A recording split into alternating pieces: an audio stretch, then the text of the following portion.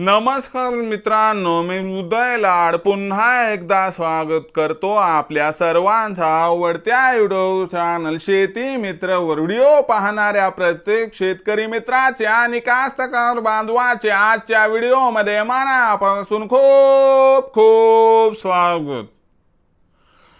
मित्रांनो, thumbnail पाहितलं, title वाचलं हो मित्रांनो, सामान्य कापूस उत्पादक कास्तकार बांधवांचा सर्वात महत्त्वाचा सवाल की अखेर कधी करावा आता कापसाच्या पिकामध्ये मॅग्नेशियम सल्फेटचा वापर।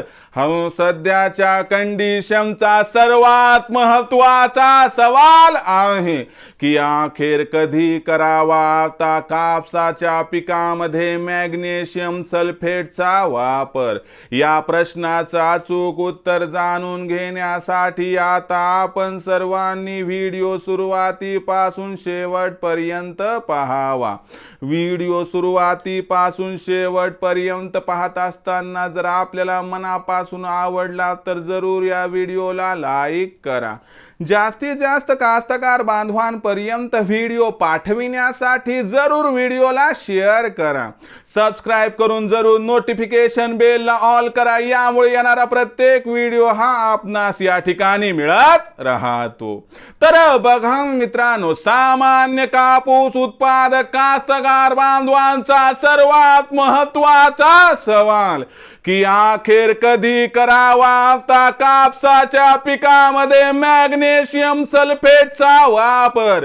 या प्रश्नाचा अचूक उत्तर आता जाणून घेऊयात की अखेर कधी करावा आता कापसाच्या पिकामध्ये मॅग्नेशियम सल्फेटचा वापर। या प्रश्नाचा अचूक उत्तर घेऊयात। बघा मित्रांनो, मॅग्नेशियम सल्फेट म्हणजे काय की आपल्या कापसाच्या पिकावरती मॅग्नेशियमची कमतरता झाल्यामुळे कापसाच्या पिकाची पाने लाल पडतात आणि त्याचबरोबर फोटोसिंथेसिस म्हणजे भविष्यात प्रकाश संश्लेषणाची क्रिया व्यवस्थित न झाल्यामुळे आपल्या कापसाच्या उत्पादनात प्रचंड घट होऊ शकते। मग अशा परिस्थितीमध्ये जर आपण सुरुवातीपासूनच योग्य वेळी कापसाच्या पिकावरती मॅग्नेशियम सल्फेटची फवारणी घेतली तर भविष्यामध्ये कापसाची पानं लाल पडणार नाही, त्यावर लाल्या येणार नाही आणि उत्पादनात अजिबात घट होणार नाही। मग अशा परिस्थितीमध्ये कापसाच्या पिकामध्ये मॅग्नेशियम सल्फेटचा वापर कधी, किती आणि कसा करावा?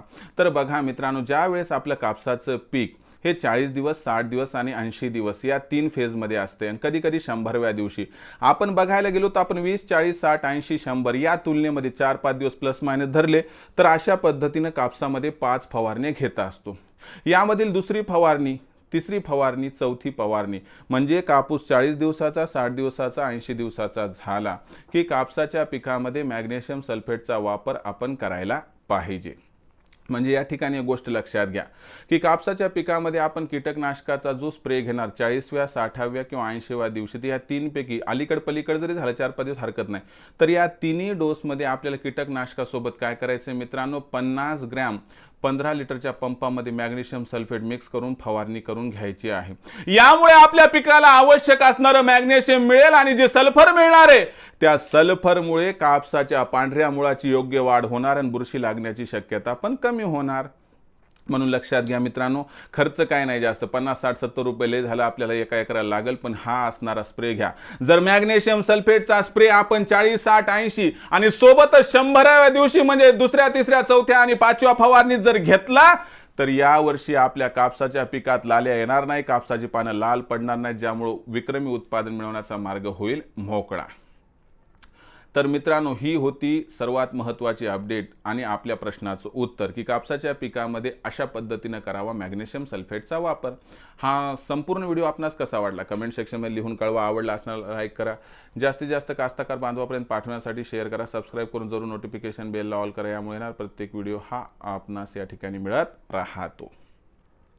तर मित्रांनो, अशाच एका नवीन व्हिडिओसह मी आपला मित्र उदय लाड आपल्या सर्वांच्या आवडत्या यूट्यूब चॅनल शेती मित्रावर मिळत राहील। तोपर्यंत माझ्या प्रत्येक शेतकरी मित्राचे आणि कास्तकार बांधवाच्या आजच्या व्हिडिओमध्ये मनापासून पुन्हा एकदा खूप खूप आभार।